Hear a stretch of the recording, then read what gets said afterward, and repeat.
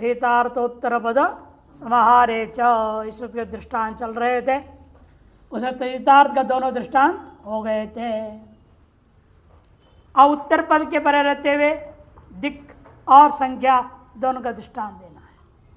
पहले दिक् का दे रहे उत्तर पद के परे रहते हुए, पूर्वाशाला प्रिया यस्य। पूर्वाशाला प्रिया यस्य बहुव्रीहि समास है।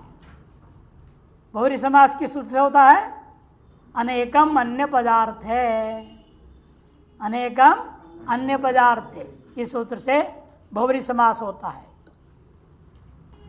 समास होने से हमने पहले बताया था,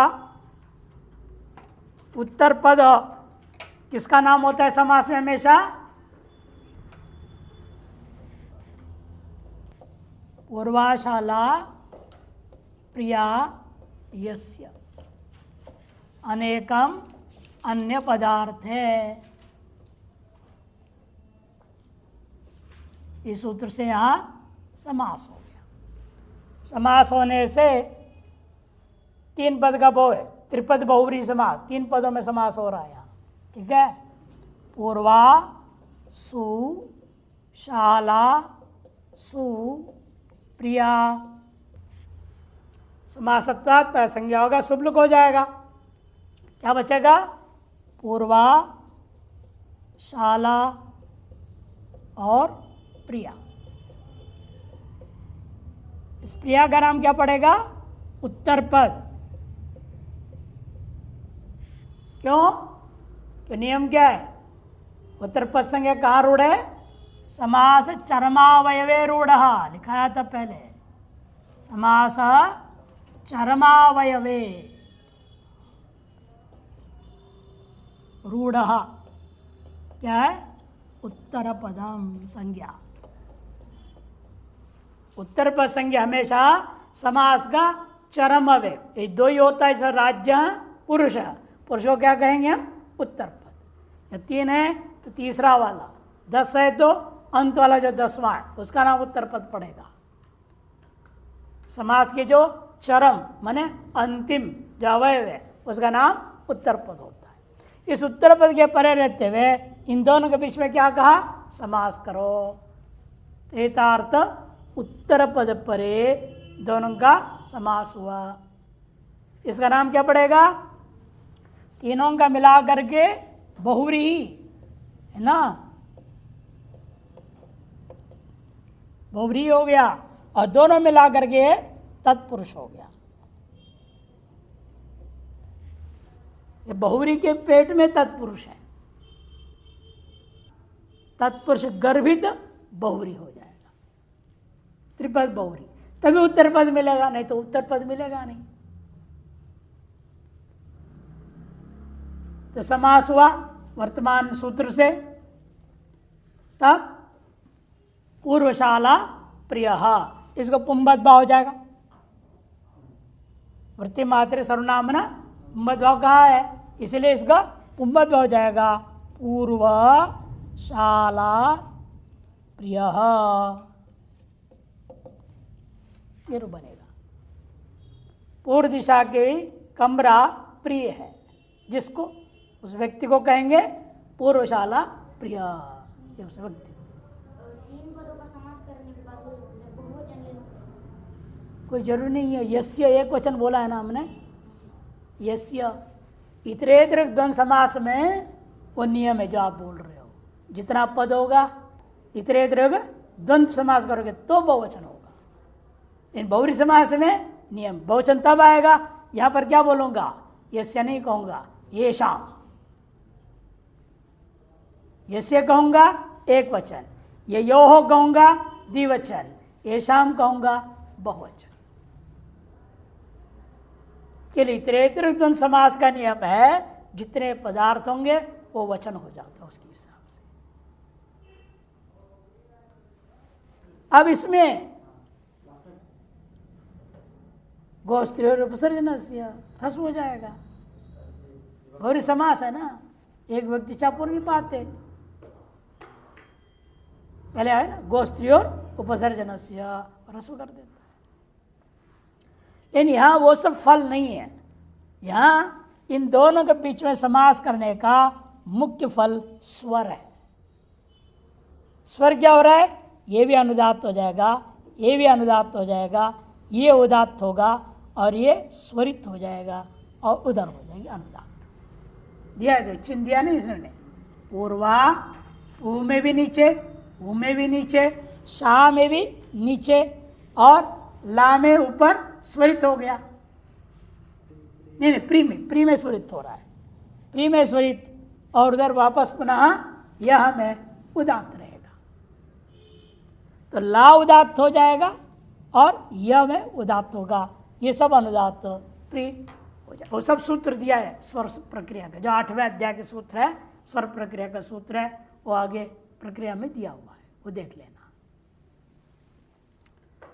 यह स्वर ही एकमात्र मुख्य फल है। अब संख्या के साथ उत्तर प्रदेश दृष्टांत दे रहे, देखो। पंचगावो धनम यस्य, यहां पर क्या लिखूंगा? पंचगावो धनम यस्य। पूर्व प्रक्रिया है पंच गावो धनम यस्य। तो पंचन जस गो जस धना सु। पूर्वत अनेक अन्य पदार्थ से यहाँ बहुरी समास हो जाएगा।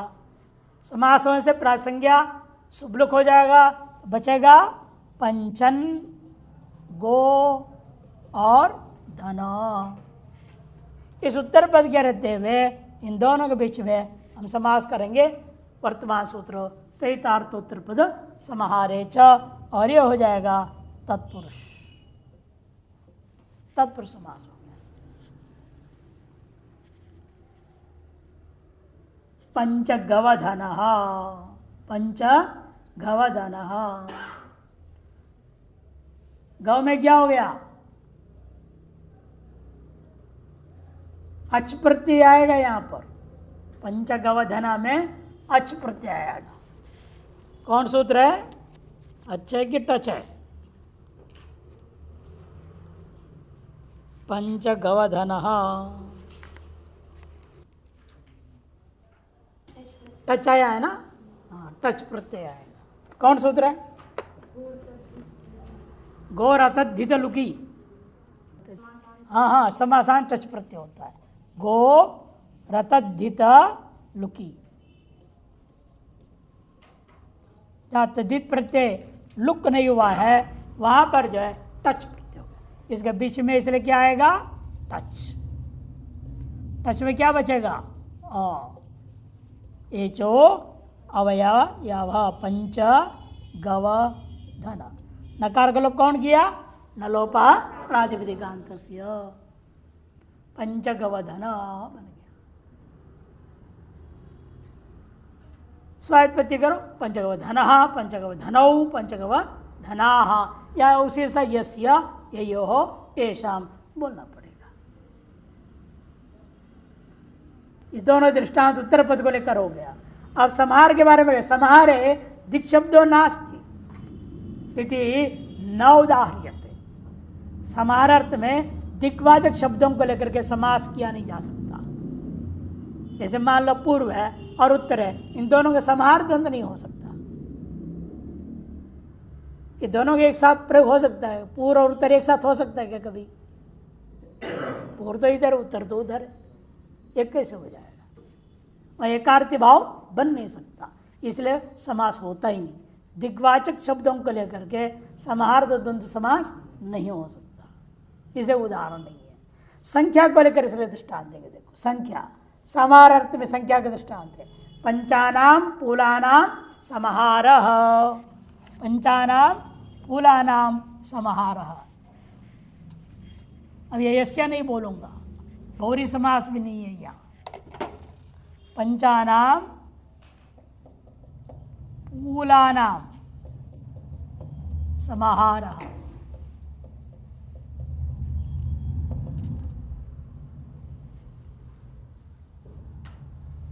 पंचन आम रहेगा, पूला आम रहेगा और समाहार अर्थ में हम कर रहे हैं। ठीक, तैतार्थ समाहार समास हुआ, समास हुआ सब प्राप्त संज्ञा, शुभलुक हो गया, पंचन और पुला रह गया, पंचन और पोला रह गया।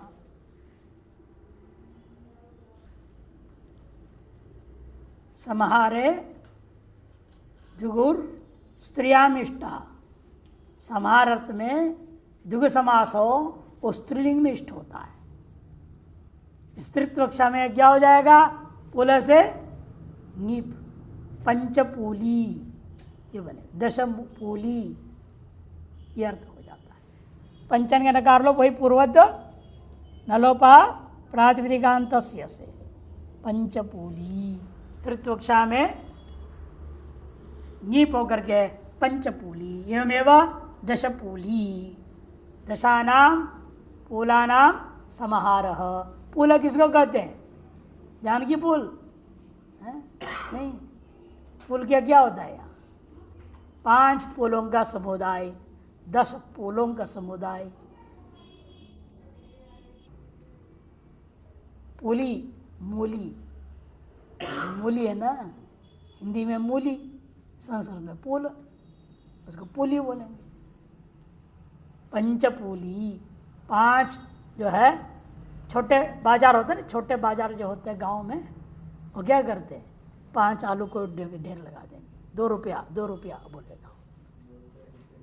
मूली भी रखेगा, 5 मूली रखेगा, 5 गाजर रखेगा, 1 रुपया 2 रुपया चिल्लाते रहते। समुदाय कर दिया ना, वो समूह का उतरा रुपया। अब एक मांगोगे तो नहीं देगा, देना तो 5 लेनी पड़ेगी। ऐसे जगह में व्यवहार होता है। पंचपूली, दशपूली, पंचानाम कुमारीनाम समाहार। इसी प्रकार से 5 कुमारियों का समूह, 5 कन्याएं कुमारियां इकट्ठा हो गई हैं, बैठी हुई हैं, कुछ भी कर रहे हैं। पंचानाम कुमारीनाम समाहरति पंचकुमारी। या तो क्या हो गया? ह्रस्व हो गया। गोस्त्री और उपसर्जनस्य, स्त्रीलिंग है ना कुमारी, उसका ह्रस्व हो जाता है समास होने के बाद। अतएव रिकई ह्रस्व दिख रहा है, पंचकुमारी ह्रस्व ही है वहाँ। एवमेव दशकुमारी। अब घटाओ अष्टानाम अध्यायानाम समाहार, 8 अध्यायों का समुदाय जिस ग्रंथ में, उस ग्रंथ का नाम अष्टाध्यायी, अष्टाध्यायी बनाया। 8 अध्यायों के समारोपा। यहां पर किस अर्थ में हो रहा है? समारोह के बाद यस्मिन अर्थ लेंगे वहां, समाहर्यते यस्मिन, तब मध्यवर्ती अर्थ में इन प्रत्यय हो जाएगा। शब्द क्या बनेगा? अष्टाध्यायीन।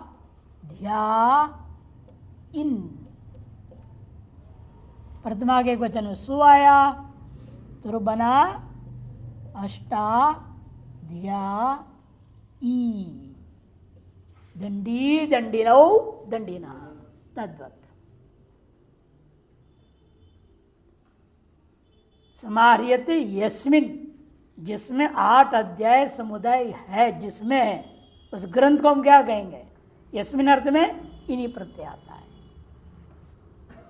ध्याय अदंत है ना, अतः इन्हीं ठहरो, इन हो गया। अब आपने संख्या पूर्वक कई बार समास कर चुके हो और उसका नाम ला रहे हैं। संख्या पूर्वो द्विगुहो, संख्या पूर्वो द्विगुहो, संख्या पूर्व प्रथमा के एक वचन, द्विगुहो प्रथमा के वचन, 2 पदे संज्ञा सूत्र है। संख्या पूर्वा यस्मिन, संख्या है पूर्व भाग में जिस समास में, वो समास का नाम पड़ेगा द्विगु समास। स संख्या पूर्वा, ऐसे बहुरी समास करके पद का निर्माण हुआ। तैतातुर समारे च इत्यत्र संख्या पूर्व यह समास। अन्य समासों को ले लेना, इस सूत्र के द्वारा जो तत्पुरुष समास होता है और उसमें संख्या पूर्व होते हुए है तो द्विगु संज्ञा। संख्या पूर्व अव्यय भाव समास किया आपने, संज्ञापूर्वक आप आगे बहुव्रीहि समास भी करोगे, संज्ञापूर्वक द्वंद्व समास भी करोगे, उनका नाम द्विगु नहीं पड़ेगा। यहां पर भी अन्य सूत्रों से द्वारा तत्पुरुष समास में भी अन्य सूत्रों के द्वारा यदि संज्ञापूर्वक समास करते हो उसका नाम द्विगु नहीं पड़ेगा। किंतु ये जो पूर्व सूत्र है कौन सा, तहितार्थोत्तर पद समाहारे च, इस सूत्र के द्वारा जो संज्ञापूर्वक तत्पुरुष समास होता है उसी का नाम द्विगु पड़ेगा। इसलिए आगे इस नाम से जहां जहां भी द्विगु कहेंगे वहां पर इस सूत्र से भी समास को ही लेना पड़ेगा और संज्ञापूर्वक ही होनी चाहिए। इस द्विगु और लुग अनपत्य आएगा, द्विगु और लुग अनपत्य। और द्विगु क्या अर्थ कहेंगे, नावो द्विगो हो सूत्र है कि नहीं, नावो द्विगु रटा है ना, उसमें आता है। और द्विगु कहते ही समझना चाहिए संख्यावाचक पूर्व में होगा और समास इस सूत्र से ही होना। पंचानाम नौका है ना, 9, 5 नौकाओं का समाहार कर दो और टच प्रत्यय होता है, पंचनावम बनता है। समास यही करेगा तहितार्थ तभी द्विगु संज्ञा होगा, तो वो सूत्र टच करेगा ना, वो द्विगु नहीं तो नहीं करेगा। इससे संज्ञा का लाभ आगे विधियों में होता है, ये संज्ञा सूत्र है। फिर भी पूर्व में दिया हुआ दृष्टांत को याद दिला रहे और पंचेंद्र दशेंद्र दृष्टांत बना दिया।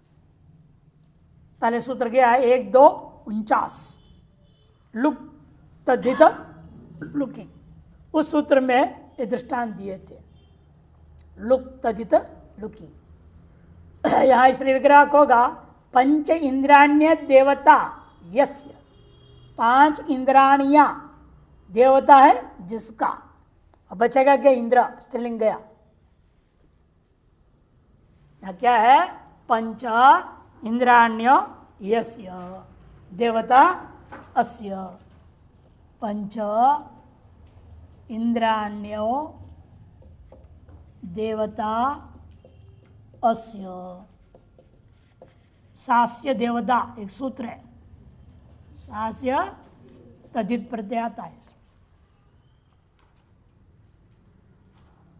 और यहां इसलिए क्या बचेगा, पंचन जस इंद्राणी जस।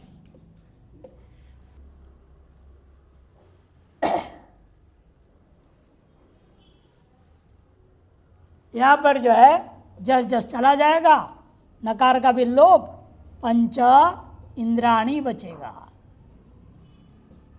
तब वो सूत्र लगा लुक तद्धित लुकी। जब तद्धित प्रत्यय आया किस अर्थ में, और लुक हो गया, अतएव स्त्री भी लुक हो जाएगा। वो सूत्र ही कहते हैं लुक तद्धित लुक क्या करता है, स्त्रीत्व को लुक करेगा। जब स्त्रीत्व जो रस्व नहीं लिख दिया,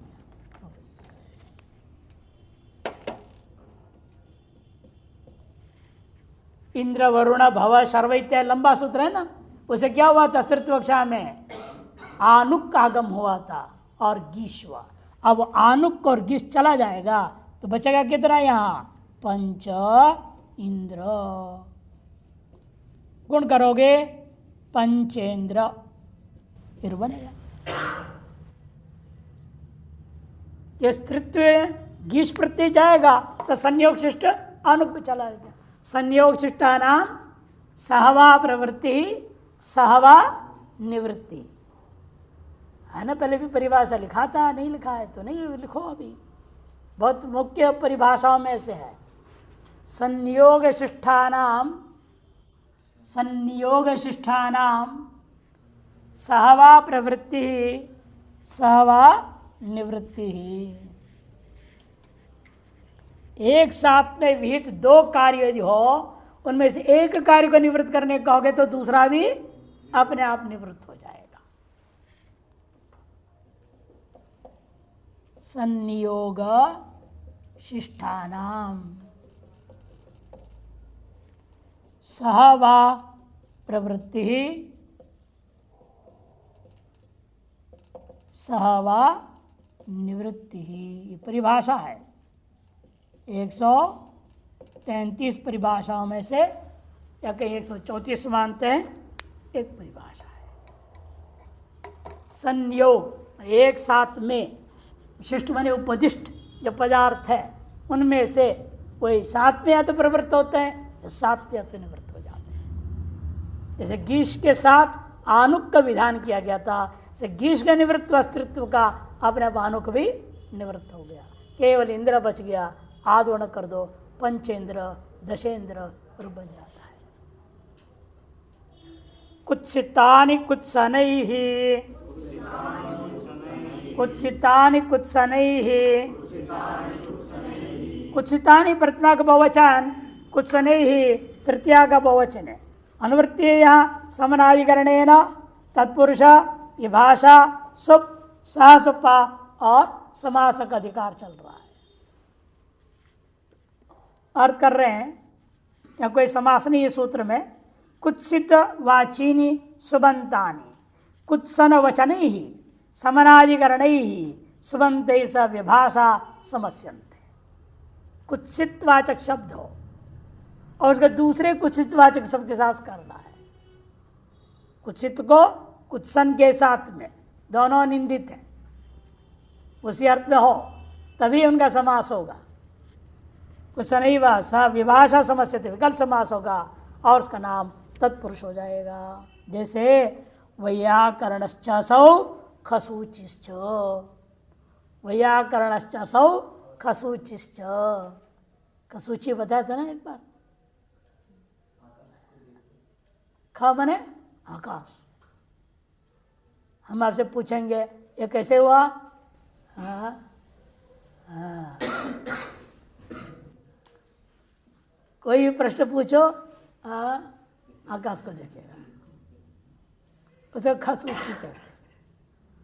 वैयाकरण हुआ और उसे पूछ रहे इको एणची बताओ, इको एणचा, ये देखेगा। वो व्यक्ति को बुद्धू है ना, कुछ भी तैयार नहीं तभी तो ऐसा करेगा। याद होगा तो फट बोलेगा ना। अनुनासिक संज्ञा कौन करता है? देखो बोल दिया ना, खसूची तो नहीं है ना। आप लोग कोई भी खसूची नहीं है। फट जवाब आना चाहिए। वैयाकरण खसूची इसलिए निंदा है, कुत्सन वाचक है ये। कुत्सित वाचक होने से वैयाकरण से कुत्सन, जिसकी किसकी कुत्सा बता रहे हैं? अपने आप को वैयाकरण बोलने वाले की निंदा हो रही है। एवं एक और दृष्टांत दे रहे हैं। याज्ञिक कितवः, याज्ञिक कितवः। कुत्सित वाची में निंदावाची व्यक्ति सुबंध को कुत्सन, जो कुत्सन वाची जो निंदनीय जो पदार्थ है, जो व्यक्ति है, वस्तु आदि जिसकी नहीं आप निंदा कर रहे शब्द के द्वारा, उनका परस्पर समास होता है, उसका नाम तत्पुरुष होता है। याज्ञिक कितवा, ऐसा याज्ञिक जो पैसे कमाने के लिए जिसकी यज्ञ कराना नहीं चाहिए वहां भी जगह कराएगा। ऐसा लोभी लालची पंडित, उसकी निंदा है ना। ये भी कितवा, नीच जाति वाले में जाके भी पूजा पाठ करा देता है, जहाँ नहीं करना चाहिए, जाना ही नहीं निषेध है, और वहाँ जाके कर्मकांड करा दिया, दक्षिणा लेके आ गया। अत्यंत निंदनीय है ये। इसे कुत्सित वाचक क्या कौन है? कितवा। किसकी निंदा हो रही है? याज्ञिक का। इसलिए याज्ञिक शब्द के साथ कितो शब्द का समास हो गया। एवं एक और दृष्टांत दे रहे, मीमांसक दुर्दुरूट, मीमांसक दुर्दुरूट, नास्तिक मीमांसक। दुर्दुरूट माने नास्तिक। इतना कठोर वचन बोलेगा, सुन के आपको जो ना बिल्कुल दिल फट जाएगा। सनातन धर्मी हो, कहानी आते हैं ना, कुमार भट्ट बहुत बड़े विद्वान हुए मीमांसक। वो उस समय बौद्ध दर्शन बहुत ज़्यादा चलता था भारत में, कम थे वैदिक लोग। बौद्ध दर्शन का खंडन करना चाह रहे थे, लेकिन जब तक बौद्ध दर्शन को बौद्ध से ढंग से पढ़ा नहीं, अपने आप पढ़ के समझो और लिखो, ठीक नहीं है। इसे वो बौद्ध एक गुरु के बना लिया, बौद्धों के पास गए, वेशभूषा बदल करके बौद्ध के पास गए, बौद्ध गुरु से पढ़ने लगे। तो वहाँ जो मठ में लोगों ने बता दिया गुरु को, ये कुमार लभट्ट है, खतरनाक आदमी, आप इसको पढ़ा रहे हो, ये तो आपको ही खंडन कर देगा, छोड़ेगा नहीं ये। तब भी वो नहीं, हमने वचन दिया पढ़ाऊंगा तो पढ़ाऊंगा। इसलिए वो जानबूझ के ऐसे ऐसे निंदा करते थे वेद की, ईश्वर की, सब यज्ञ की, पूजा पाठ, सब पाखंडे, ब्राह्मण भ्रष्ट है, ये वो ऐसा उटपटांग बोलते थे। अंत में कब तक सहन करेंगे पढ़ने के नाम पे, है? एक दिन उनकी आंखों में आंसू आने लगे। तब बोले गुरु, सच सच बता तो है कौन? नाम बदल के आया है। मैं वेद की निंदा करूं, ईश्वर की निंदा करूं, आंखों में आंसू आ रहे हैं, नहीं तुम सनातनी हो, सच बोलो। तब उन्होंने खड़े होकर हाथ जोड़ के, मैं कुमार भट्ट हूं, आपसे शास्त्र ज्ञान जब पाया हूं उसके आधार पर मैं अब जाऊंगा, बौद्ध दर्शन का खंडन करूंगा। और पैर छू के आशीर्वाद लिए और चल दिए। तब उन्हें श्लोक वार्तिक लिखा मीमांसा दर्शन के सूत्रों पर, मुख्य रूपेण उनका पूरा वहाँ तर्क बौद्ध दर्शन का खंडन में। उसी के आधार पर फिर अपने शंकराचार्य जी ने मांडव्य कारिका लिखी है, माध्यमिक कारिका है उनकी बौद्धों की, उसके विरुद्ध में हमारे मांडव्य की कारिका बने। इसे निंदा सुनना आसान नहीं होता है, निंदा सुनने के लिए कलेजा बहुत मजबूत चाहिए। तो ये याचिक को, मीमांसा को कह रहे तू दुर्दुरुट है, तो पाखंडी है, ईश्वरवादी नहीं हो तो नास्तिक हो। दुर्दुरुट शब्द होता है नास्तिक के लिए। मीमांसा की निंदा हुई कि नहीं हुई दुर्दुरुट शब्द से? कुत्सित शब्द कौन है? दुर्दुरुटा। और कुत्सन किसका हो गया? मीमांसक का, उसका समास हो गया। इस प्रकार से दृष्टांत हो गए। मीमांसक दुर्दुरूढ़ है कहीं पाठ, कहीं दुर्दुरूढ़ है पाठ। प्रत्यय में भेद, उणादि में पाठ भेद है, ट भी है ढ भी है, दोनों ही सही है।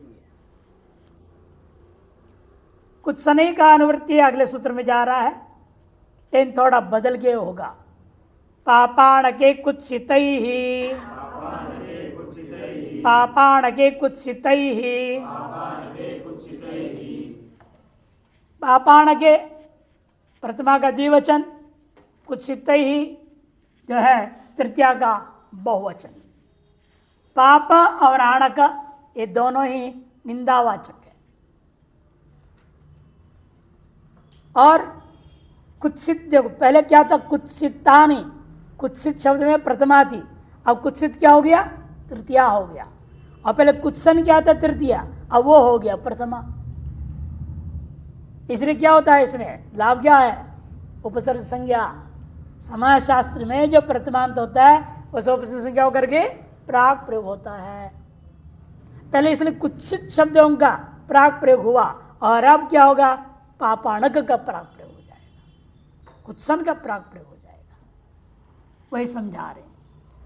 पापंच आणकंच अणकंच इति पापाणगे इतरेतरे द्वंद्व समास, जैसे द्विवचन। पापंच अनकंच इति पापाणके बना। कुत्सनी समनाधिकरणेन अनुवृत्ति है, तत्पुरुषः विभाषा सुप सहसपा समास का अधिकार है। पाप अणगैत्येतौ कुत्सनवाचिनौ, देखो वहाँ पहले कुत्सनी था पुरुष सूत्र में, उसका अनुवृत्ति करके क्या कर दिया? परिणाम कर दिया, प्रथमा का द्विवचन बना लिया। क्यों? पाप पाण के प्रथमा के द्विवचन है, उसका विशेषण था। से कुत्सनौ, कुत्सनवाचिनौ, सुबंतौ, इनका समास किनके साथ होगा? कुत्सितवाचियों के साथ होगा। समनाधिकरण ही सुबंधे से विभाषा समस्यते। समनाधिकरण भूता कुत्सित वाचक शब्दों के साथ में समरसबंतों के साथ में विकल्प से समास होगा और उसका नाम तत्पुरुषस्य भवति। पूर्व सूत्र का अपवाद वयम स्पष्ट लिख भी दिया, इसलिए पूर्व सूत्र का अपवाद घटिक उल्टा करने के लिए है। यहाँ पापश्च असौ नापितश्चैति, पाप नापितः, पापश्च असौ नापितः, पापी नहीं है ये। किसी का भी बिना सिर काटे मुंडन नहीं करता है, बाल नहीं बनाता। दाढ़ी मुच्छी बनाएगा तो अगर कट मारी देगा, थोड़ा खून निकाल ही देगा। ऐसे नापित को कहते पापी नापित है।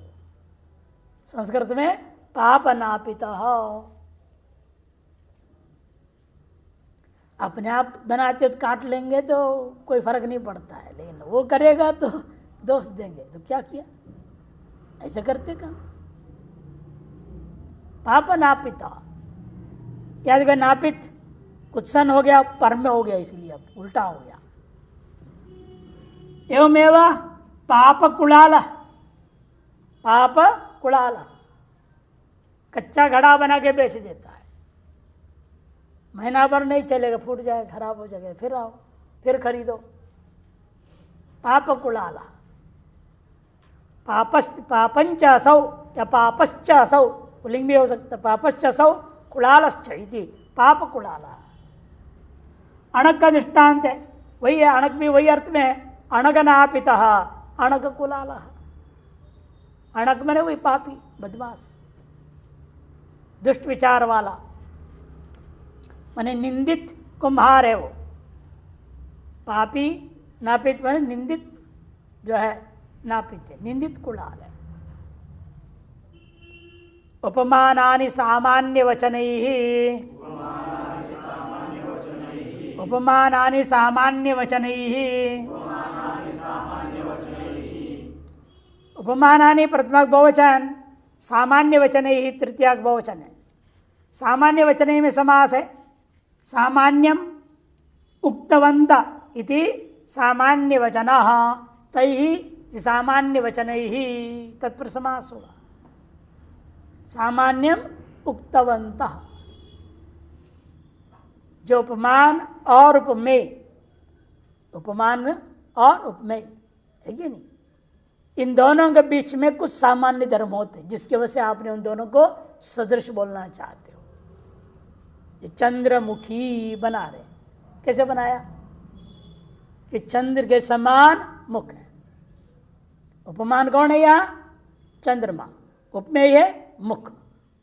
इन उपमान और उपमेय के बीच में कुछ सामान्य धर्म होगा, बिना सादृश्य का नहीं बोलोगे। काली कलोटी है उसे चंद्रमा जैसी हो बोलोगे, कोयला जैसी बोलना पड़ेगा। क्या ना, भगवान ने तुम्हें कोयले से बनाया है, ठीक है ना। वहाँ उसको चंद्रमा कहोगे तो तुक्के ही नहीं, मतलब बनता ही नहीं हो। असामान्य तो कुछ है ना, सादृश्यता कहाँ है, वहाँ नहीं है। सामान्य वचन ही इसलिए कह दिया, वो बोलना होगा वाक्य में, तब ये सूत्र समास करेगा। एक और सूत्र है, या सामान्य वचन नहीं बोलने पर समास करेगा। ये सूत्र सामान्य वचन कहने पर उक्तवंत यदा तदा अनुवर्तीय समनाधिकरणेन तत्पुरुष विभाषा सुप ससुपा और समास का अधिकार चल रहा है। उपमानवाचीनी सुबंधानी समानाधिकरणैः सामान्य वचनैः सुबन्धैः सह विभाषा समस्यन्ते तत्पुरुषश्च समासो भवति। उपमानवाची सुबंतों को समानाधिकरण में रहने वाले सामान्य वाचक शब्दों के साथ, सुबंतों के साथ में विकल्प समास होगा और उसका नाम तत्पुरुष होगा। दृष्टांत देते हैं, देखिए। पहले वो भी बता रहा, उपमीयते अनेन उपमानम, उपमीयते अनेन, जिसके द्वारा सादृश्य प्रदान किया जाए उसका नाम उपमानम। चंद्रमा से सादृश्यता दे रहे हो तो चंद्रमा को कहेंगे उपमानम। किसमें सादृश्य घटा रहे हो उसका नाम उपमेय। घन इव श्याम, घन से श्याम इव श्यामो यस्य सा, अथवा घन इव श्याम, बहुरी समास भी कर सकता हूँ, तत्पुरुष भी कर सकता हूँ। तत्पुरुष में घन इव श्याम, घन मने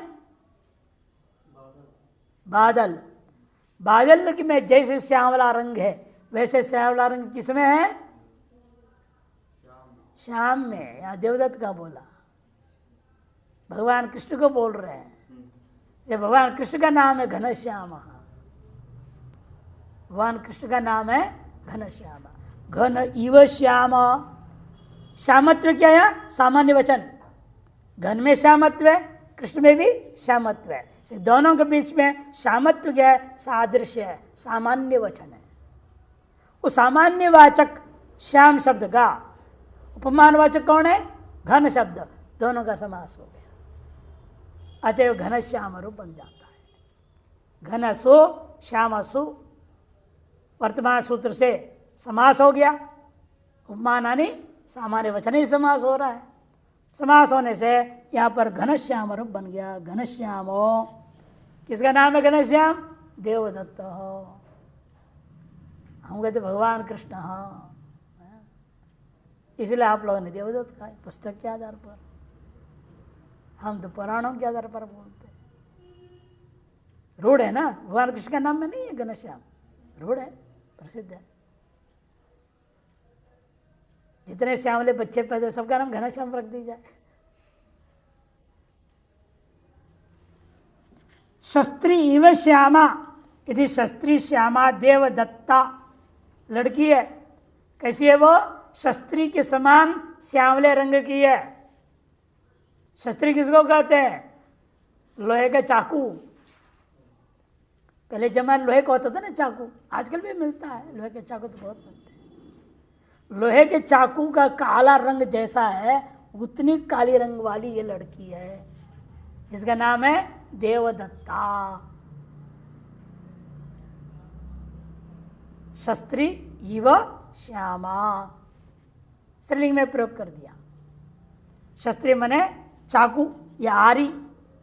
आरी होते हैं ना, आरी काटने की, लकड़ी काटने का आरी होता है, लोहे के काटने के भी आरी होता है, जो पतला होता है, लकड़ी का तो मोटा होता है, लंबा होता है, अलग अलग तरह के उसमें भी होते हैं। तो आरी के रंग के समान है रंग जिसका, चाकू के रंग के समान है रंग जिसका, ऐसी जो लड़की है वो श्यामला। उसमें श्यामत्व क्या है? सामान्य वचन है। श्यामत्व सामान्य वचन है और शस्त्री उपमान वाचक है। दोनों का समास हो गया। शस्त्री श्यामारो बना। अगले प्रश्न में दिया भी है, ये बात स्पष्ट ही। श्यामत्व गुण से विशिष्ट श्यामा है, और श्यामत्व गुण से विशिष्ट कौन है? शस्त्री भी है।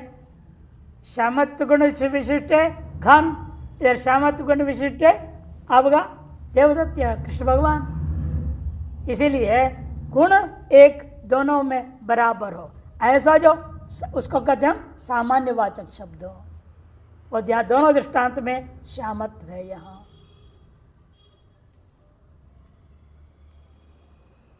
उपमितम व्याकरादि भी सामान्य अप्रयोगे, उपमितम व्याघ्रादि भी सामान्य प्रयोगे, उपमितम प्रथमा के वचन, व्याघ्रादि भी तृतीया का बहुवचन, सामान्य अप्रयोगे सप्तमी का एक वचन। देखो सामान्य का भी अप्रयोग होगा। पहले क्या था? सामान्य का वचन करो, कथन करो, बोलो, उक्तवंत, सामान्यम उक्तवंत।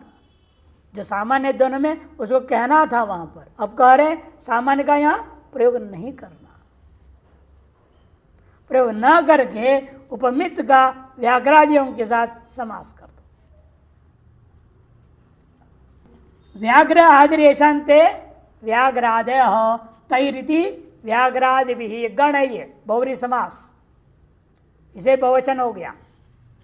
न प्रयोग अप्रयोग, पहले नए तत्व समास कर लो, नए तत्व समास करो, फिर सामान्यस्य अप्रयोग इति सामान्य प्रयोग हो, षष्ठी तत्व समास। सामान्य का प्रयोग न करना, नए तत्पुरुष गर्भित षष्ठी तत्व समास हो गया। अनुवृत्ति आ रही है समनाधिकरण का, अधिकार चल रहा है तत्पुरुष विभाषा सुप ससुप और समास का अर्थ है सामान्यस्य माने साधारण धर्मवाच्य शब्दस्य अप्रयोगे माने अनुच्चारणे सति उसका उच्चारण नहीं करना, किंतु उपमित मात्र का बोलो मैंने उपमेय वाच्य को सुबंतों को समनाधिकरण व्याघ्रादि सुबंत सह ये भाषा समस्यते व्याघ्रादि सुबंतों के साथ में विकल्प समास होगा और उसका नाम तत्पुरुष समासो भवति। उदाहरण है पुरुषोयम व्याघ्र इव, यह बालक कैसा है व्याघ्र के समान है। किस गुण को लेकर नहीं, गुण का नाम नहीं ले रहे हैं, यानी आपके मन में क्या है, क्या गुण है, शूरत्व क्रूरत्व। व्याघ्र क्या होता है, क्रूर, जैसे बालक भी क्रूर है, या वो शूर होता है, बिल्कुल डरता नहीं, जंगल में अकेला यूं चल देता है, ऐसे बालक भी अत्यंत शूर है। ये शूरत्व हो, क्रूरत्व हो, बलित्व हो, उन गुणवाचक जो सामान्य वाचक उन शब्द को नहीं बोलेंगे, प्रयोग नहीं करेंगे। विग्रह वाक्य में भी नहीं बोलना, ये समझना है, यह सादृश्यता है। तभी तो उपमित उपमेय हो गया, उपमार्पमेय भाव कैसे होगा, इसे समय दृष्टांत से स्पष्ट हो रहा है। पुरुषोयम व्याघ्र इव इति पुरुष व्याघ्र, पुरुषोयम सिंह इव इति पुरुष सिंह। या भी सब वही पुरुषसु व्याघ्रसु रहेगा, सुलोप हो जाएगा, पुरुष व्याघ्र बन जाएगा। कि उपमितम शब्द क्या है, प्रथमा है, जब पुरुष शब्द उपमित है तो वहां पर उसका उपसर्ग संज्ञा होगा, प्राक प्रयोग हो जाएगा। नीचे दिया है यहाँ साधारण धर्म क्या था, शूरता, और शूरता का कथन अविग्रह वाक्य में भी नहीं कर रहे हैं वह, लेकिन उपलक्षित हो जाता है, समझ में आ जाता है। वटुको अयम अग्निरिव, वटुकाग्नि, ये वटुक, वटुक मने वटुक किसको बोलते हैं, अरे आपको बोलते हैं ब्रह्मचारी बालकों को। ब्रह्मचारी जो बच्चे होते हैं उनको क्या कहते हैं, वटुक, लड़कों को। लड़कियों को, लड़की को वटुक नहीं कहा, वटुकी, वहां तो वटुकी बनेगा, वटुका वटुकी। वटुका सिंह इव, वटुका अग्नि इव, वटुका अग्नि, वटुका सिंह, ये सब इसी से बनता है।